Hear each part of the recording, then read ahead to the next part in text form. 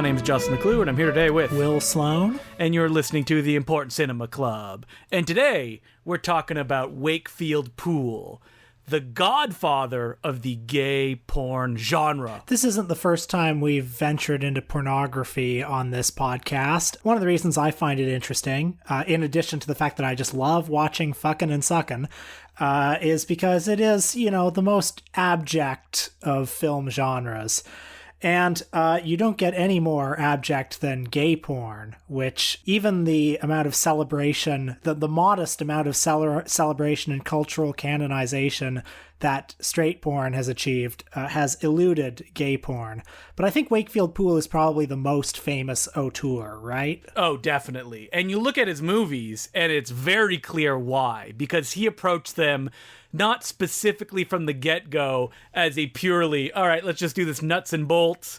We're just going to give them what they want. We can make some money, the loop way. But there was an intent of, all right, I'm going to try to be artistic with these and to find an audience that is even just beyond the people who would be just jerking off in the cinema. So imagine, folks, a movie comes out in the early 1970s. It's a hardcore pornographic film. Most of the audience who goes to see it will have never seen a hardcore pornographic film. It's advertised in the New York Times. It attracts audiences not just of the Raincoat Brigade, but also of middle class and upper class curiosity seekers. Celebrities see it. Angela Lansbury sees it. Wait, are you talking about Deep Throat, Will? Nope, I'm talking about the movie that came out 1 year before, Boys in the Sand, the movie that I guess you could sort of credit with, if not launching, then at least putting some cracks in the egg that would break apart to become porno chic. I think that metaphor is not so I thought you were going to say the film that obviously started the porno spoof name wave. That's right. Inspired by Boys in the Band, which I don't even really know what Boys in the Band is. It's a William Friedkin film, and it was famous for being one of the first major theatrical films that dealt directly with the gay experience. But even with that milestone being hit, someone like Wakefield Poole supposedly saw the film and went, this is just, how miserable it is to be a gay person. Why are there no movies that's just, gay people having fun? And that was the main intent behind making Boys in the Sand. The other oft-repeated part of Wakefield Poole's origin story is that sometime early in 1971, him and some friends went to see a gay porn film called Highway Hustler, a one-day wonder. Supposedly, I searched for it this week hoping to find it, but I didn't. Supposedly an unpleasant and poorly made film, and Wakefield Poole asked, why doesn't anybody make a good porno movie? A porno movie that's fun and positive and makes sex look nice and that people wouldn't be ashamed to go and see. And so that summer, he and a couple of friends did just that in their Fire Island vacation. And the film itself is, base porno kind of stuff. It's a guy, very handsome, lounging on the beach and just, dreaming about all the men he could fuck and suck and all that other fun stuff. Yes. So one of the challenges of talking about Wakefield Poole is I'll quote a caption that begins his 1977 film, Take One. The caption says, "Warning. For your enjoyment, do not try to understand this film. There is nothing here to understand. It is only real people doing real things," real spelled R-E-E-L, "and making them real together."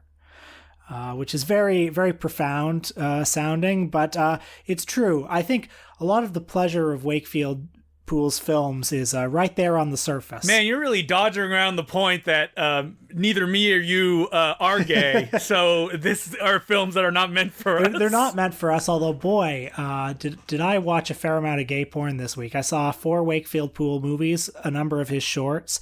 The interesting thing about Wakefield Poole, too, is that pornography, the porno chic years, only amount to, I guess, a chapter of his long life and career.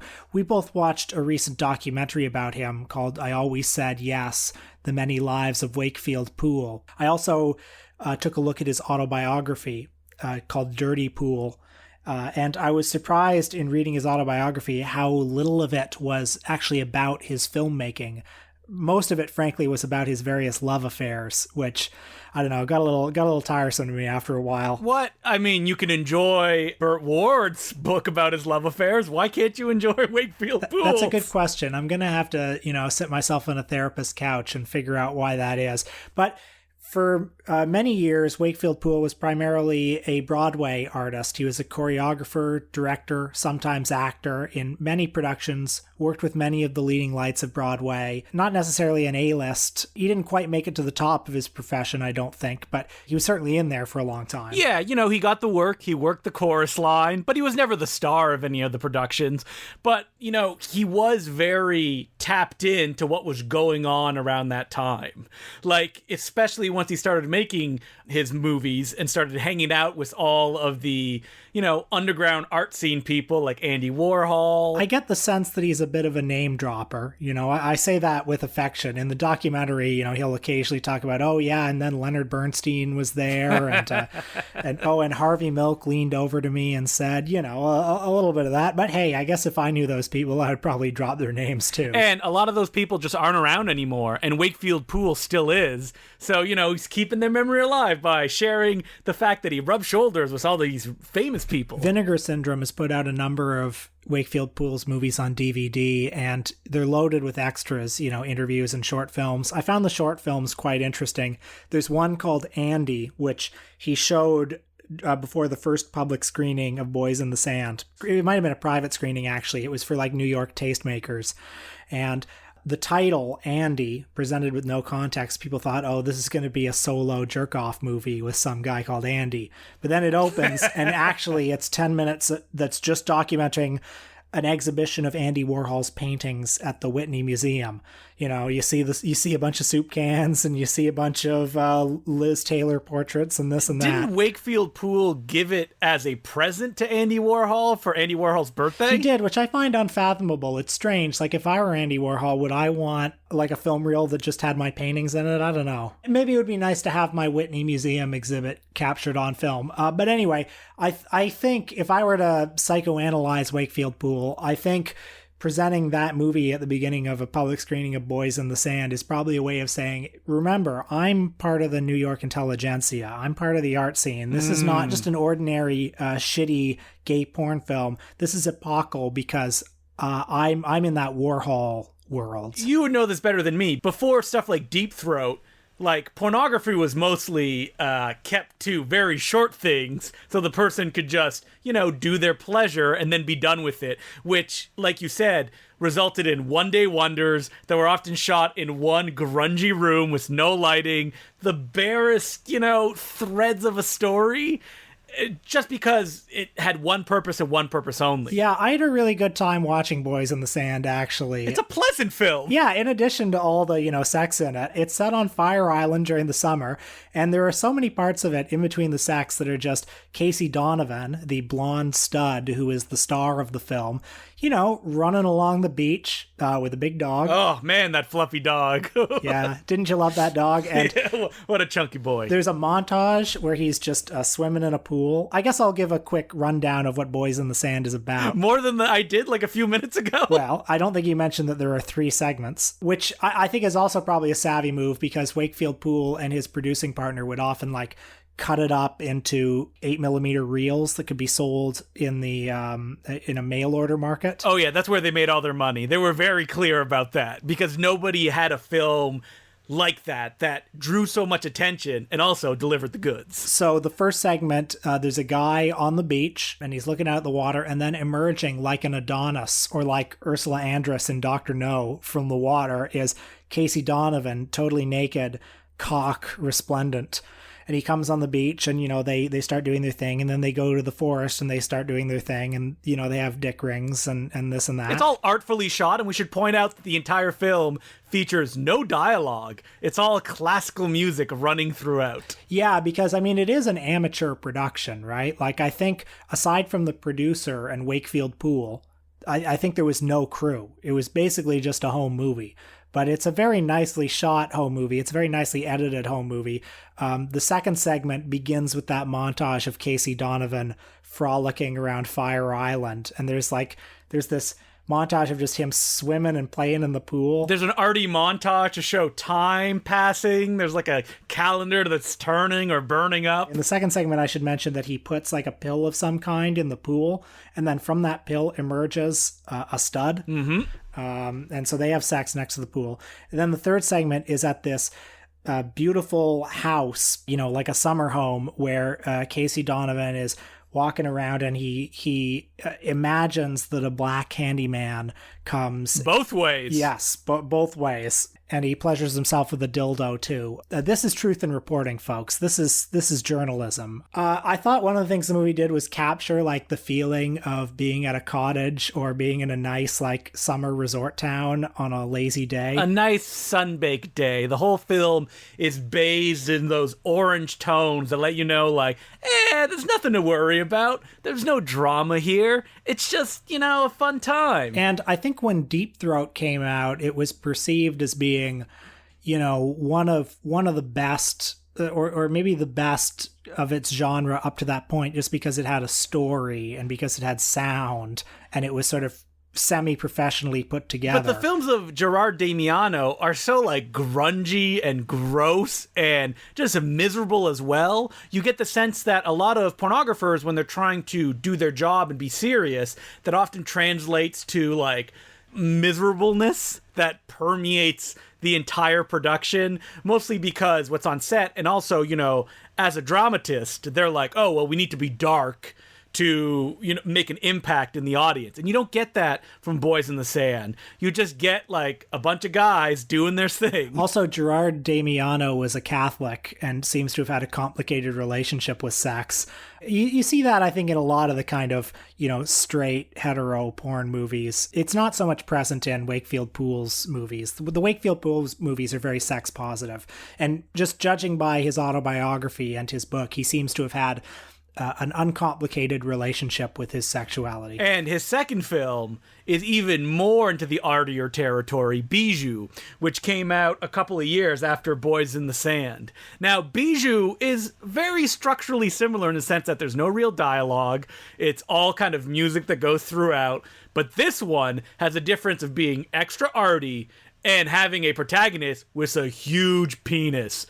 Huge! Didn't your jaw just hit the floor when he unzipped his pants? I mean, I don't think I've ever seen anything like it. Well, the more I looked at it, the more I was like, oh, that thing ain't getting erect, John Holmes style, because it's too big. Not enough blood can flow into that monster. You're right. He's a shower, not a grower, as they say. That's right. The loose story, is about a construction worker, and the opening scenes are shot like on the fly, on the mean streets of New York. Clearly just Wakefield Poole with a camera following this guy around. He leaves his humdrum job, goes to his humdrum apartment. On the way to his apartment, he sees a woman get hit by a car. So there's that kind of traumatic incident that I guess is an inciting incident. Well, he steals her purse and then runs away from the scene. He's in his shitty apartment, which looks a little bit like Miss Jones's apartment in The Devil and Miss Jones. Yeah, right before she commits suicide. He doesn't commit suicide, though. He masturbates in the shower. But then he finds an invitation to a place called Bijou.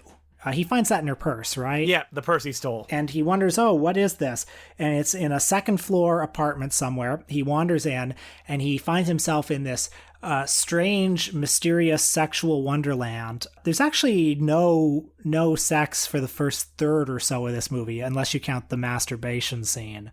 It's like a weird slow build, and it reminded me that like porn at this time, this was still 1972, and the rules hadn't been set yet. Yeah, so it's like, I don't know the exact rules, but isn't it like you need a certain amount of sex scenes by this point, and you need this and that, like this position, and those just kind of, hardened as time went on. Yeah, because theater owners just wouldn't take the movies if they didn't conform to those rules. But this one doesn't have that. It's a slow build. I'm not quite sure how to describe the mood of the movie. Like, one of the things I like about it is it's visionary, but it also feels really cheap and handmade. Like when the protagonist goes to the Bijou and enters this black void, there's a little voice in your head that's like, that's Poole's apartment. And look at all these fun special effects. Like, at one point, there's a big monolith he touches, and you know that's just a forced perspective shot. It's like a little thing, and the guy's pushed back to make it look giant. Yeah, there's a certain Michel Gondry quality to it, isn't there?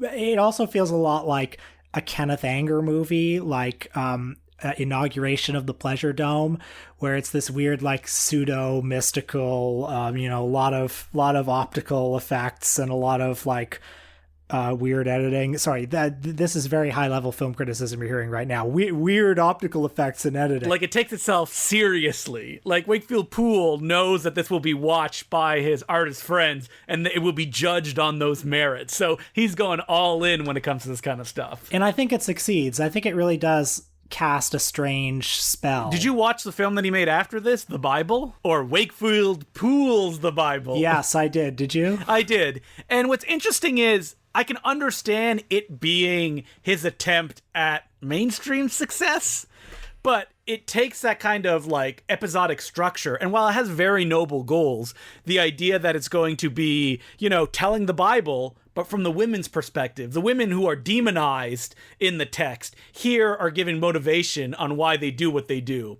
But it's also like feature length, but you feel it doesn't have enough going on there to justify its length, even though that Poole talks about, like, he put everything that he had into this production hoping that it would break through. Yeah, Bible ! It's a really weird movie because it was made for no one, Mm-hmm. He says in his DVD introduction that the movie has almost no dialogue. I think it has just one line of dialogue, and he said that he wanted it to have some of the power that a silent movie would have, like having the pace of an early silent movie where you're just kind of sitting there and watching these images and letting the images wash over you. So the first segment is Adam and Eve, and a lot of it is like Adam just like wandering around endlessly, just climbing up a mountain, just like, what is going to get to the top of that mountain? And it was hard for me not to look at my phone during that. The second segment, Bathsheba with Georgina Spelvin,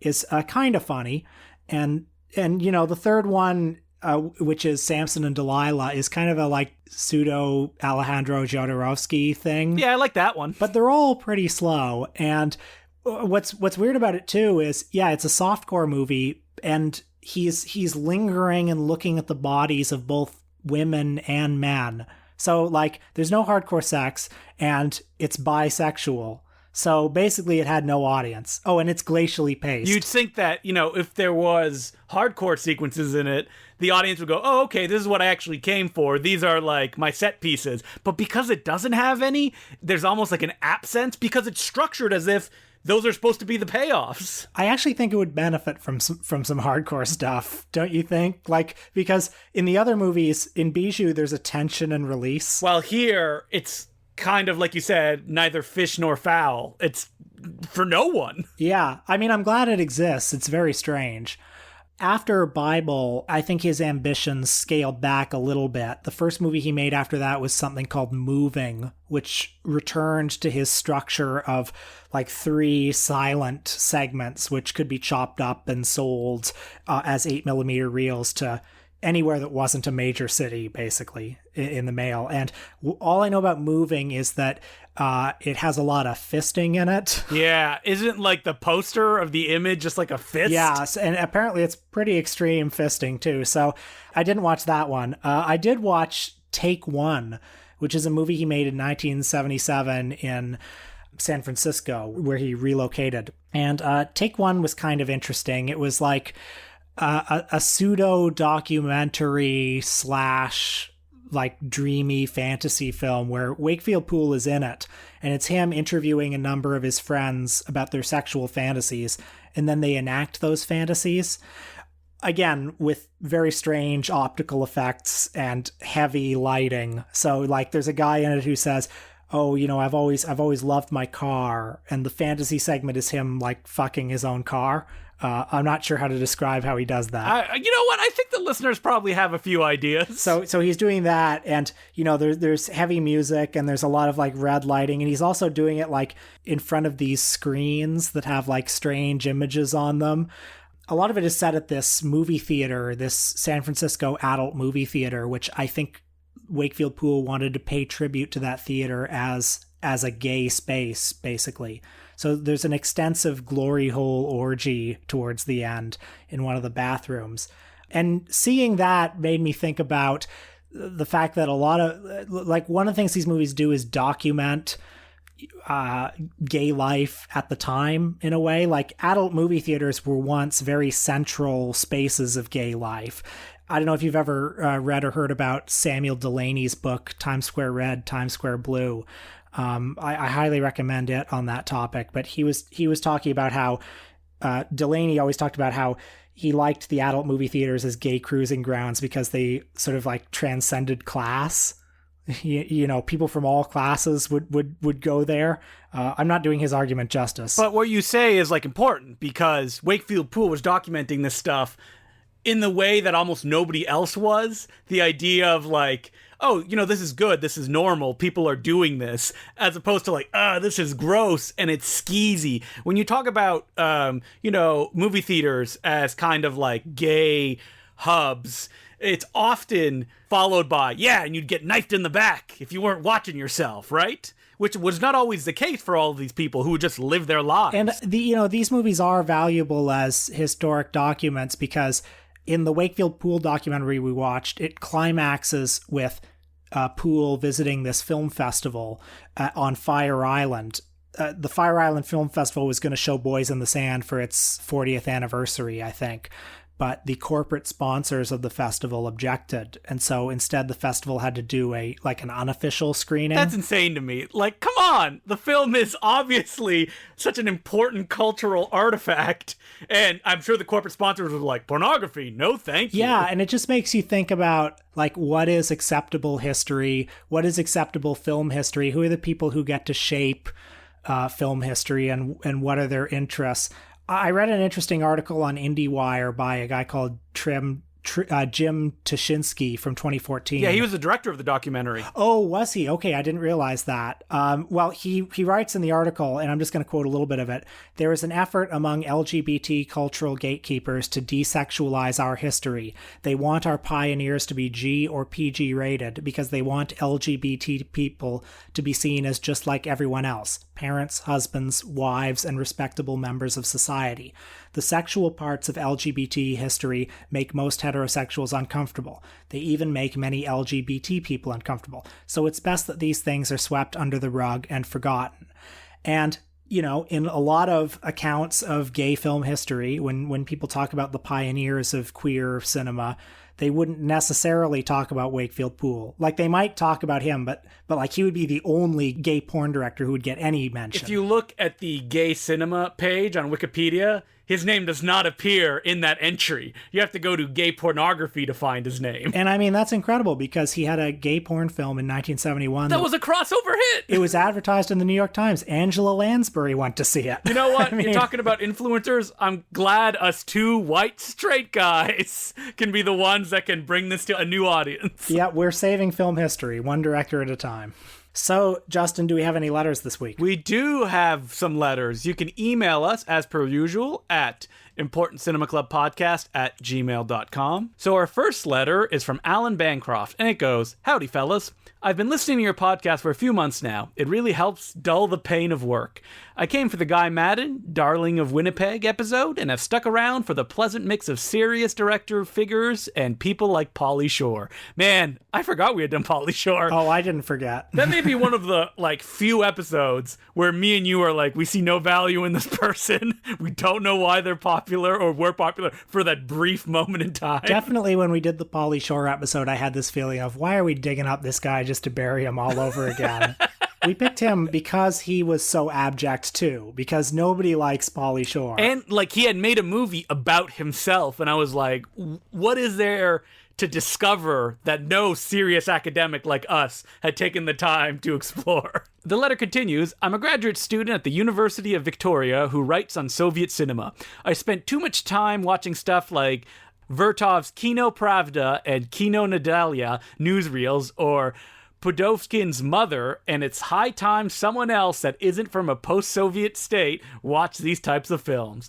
I'd love if you two did an episode on Soviet cinema.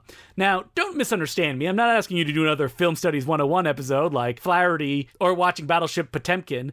And I am aware you've talked a little bit about Kaladazov and Tarkovsky in your long take episode. I'm talking some influential deep cuts along the lines of Doroshenko, without whom we wouldn't have Pavazhanov, or Ukrainian poetic cinema. Am I the only person who would enjoy or even listen to this episode? Maybe, but I like to hope that one day I'll have someone to talk about these movies that isn't the faculty in my department. Cheers, Alan. Well, Alan, we'll fulfill one of your requests, but it ain't going to be a deep cut. Because there's a reason, probably, that me and Will have not talked about that much Russian cinema. Because we're not experts in it? I would say that we're probably just, surface level aware of it. Oh, yeah, I've seen Battleship Potemkin. You sat in the Film 101 screening with like 700 other people who slowly, as the movie plays, get up and leave, shining the light on the screen every time that door opens. Oh, man. Yeah, Film 101 is just a terrible way to watch movies. But why don't we do next week Pudovkin? Is that how you say his name? Pudovkin, I think. Pudovkin, there you go. The director of Mother? Yes, I would love to. There's a new Blu-ray out from Flickr Alley. These films, like even Storm Over Asia, for a long time were only available in real crummy DVD transfers. So I'm excited to crack that bad boy open and to watch them in the nicest quality available. And then we'll discuss probably the most surface level details about the subject. Yeah, probably. But I mean, I gotta tell you, Wakefield Poole one week, Pudovkin the next week.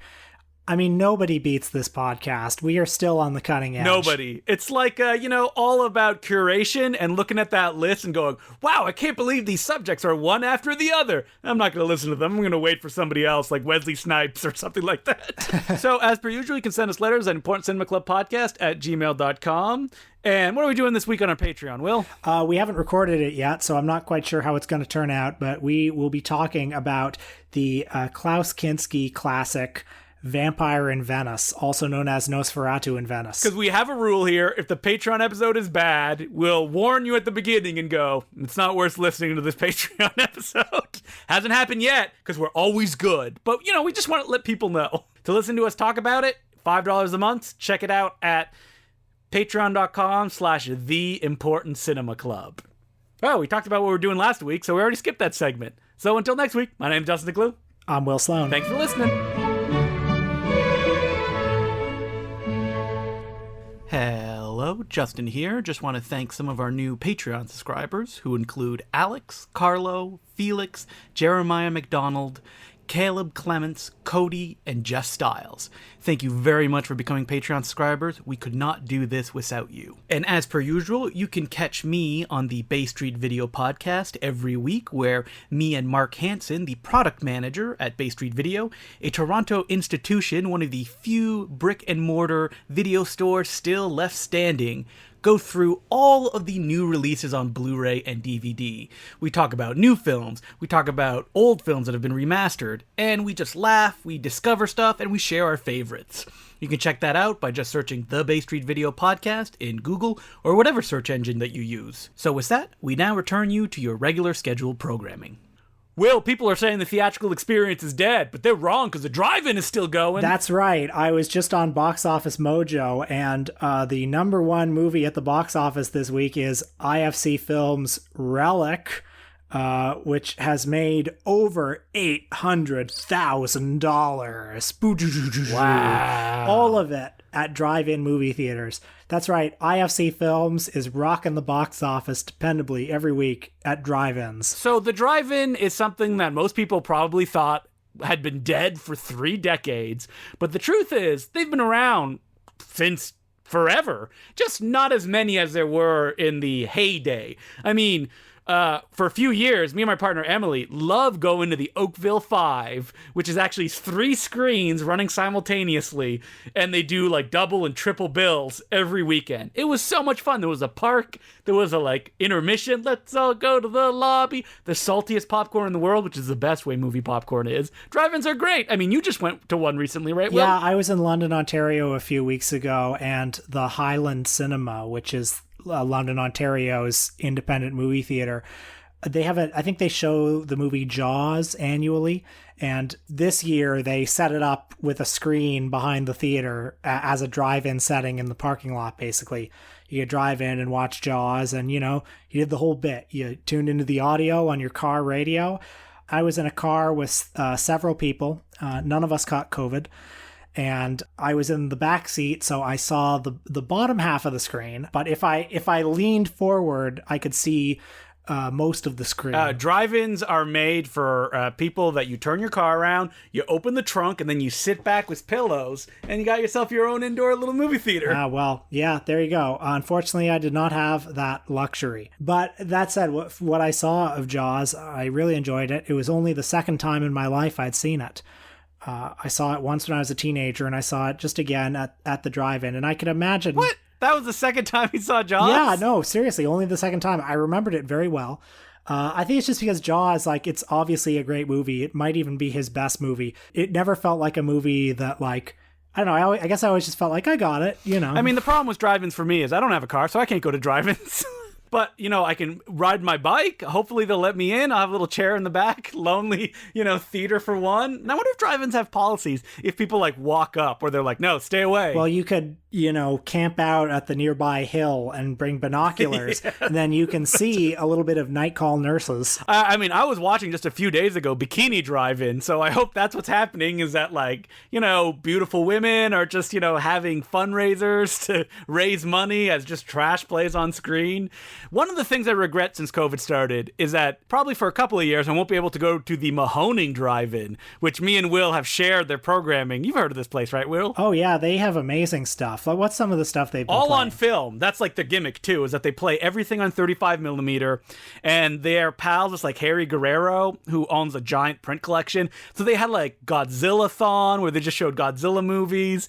They did one weekend that was just exploitation weekend. They showed Raiders of the Living Dead, and Sam Sherman, the producer of all of Al Adamson's films, was there to do a Q&A. And I was like, ugh, that would have been so much fun to go to. But of course, it's too far. And I don't own a car, so can't do that. Yeah, somebody's got to build a drive-in in downtown Toronto. There is one. You need cars to go to it. But do you think that outdoor screenings could become for a little while the only way that people experience movies as a group? Well, I thought so, but downtown Toronto used to have a robust culture of outdoor movie screenings, and they were all... I mean, that was the worst. They were all canceled this summer, so I don't even get that. They were? Yeah, huh. I live right by Christie Pitts, and they used to have, the Christie Pitts Film Festival every year. But they don't want people to, sit together is the idea. If some people were daring and we're also millionaires, they would set up some kind of private drive-in that you didn't need a car to go to, that you could just come and sit, that you're socially distanced, and you're just showing a movie outside. All you need is a projector. Piece of cake. Do you ever see people on Instagram who show that them projecting movies on a screen in their backyard or that sort of thing? That always looks really fun. Oh yeah, I did that recently. Are you talking about the screening I had of Batman Forever with Peter Kaflowski? Oh, I saw him log that on Letterboxd. I didn't realize you'd watched it.